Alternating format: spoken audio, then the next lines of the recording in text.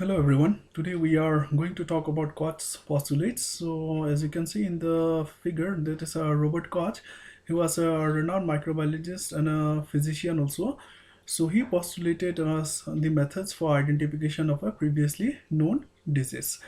So after detection of a pathogen on a disease plant, the pathogen is identified with the help of some authentic manuals or standardized protocol. Now, if pathogen is known to cause such a disease, then the diagnosis of the disease may be considered complete. Now, here please keep that in mind. We are talking about methods of identification of a previously known disease. But what if there are diseases which are not yet identified? So if on the other hand the pathogen found seems to be the cause of the disease but no previous reports exist regarding the cause of the disease, then we have to follow the Koch's postulate. So Koch's postulate that the isolated pathogen is the cause of a specific disease. So there are four steps involved. So let us see what are those Koch's postulates. So the first one is that the pathogen must be found associated with the disease in all the disease plants examined. Please keep that in mind. The first and the foremost thing is that the pathogen must be associated with the disease. Now, but after this, what you do in the step 2 is that the pathogen must be isolated from the disease plant and grown in pure culture on nutrient media.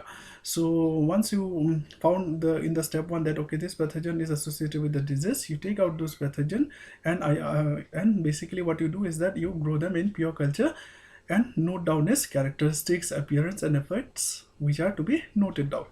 Now in the step 3, what you do is that the pathogen for pure culture must be inoculated on a healthy plants of the same species on which the disease appears, and the pathogen must produce the same disease on the inoculated plant. So what you do is that from step 2 you take the pathogen from the pure culture, then you inoculate in a healthy plant and observe whether the disease appears or not, and the pathogen must produce the same disease on the inoculated plant. What is expected is that since you are taking from the pure culture, so the same disease should appear on the inoculated plants. Now in step 4, the pathogen must be isolated from such disease plants grown in pure culture again, and its characteristic must be identical those in the step 2. So once you get the disease, inoculate the disease in a healthy plant, then you take out the pathogen from there, grow them in pure culture in step 4, and then observe those characteristics which should be similar to that of the step 2. So if this step are followed by this particular pathogen, then we call it as the pathogen is responsible for causing that particular disease. So this was all about your basically the Koch's postulates.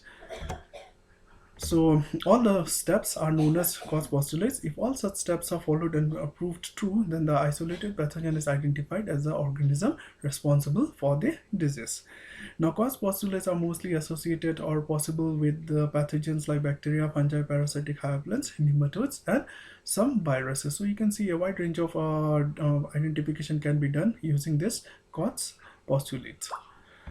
So this was all about your basically Koch's postulate. So thank you very much, have a nice time, and if you do like my video, then please do subscribe.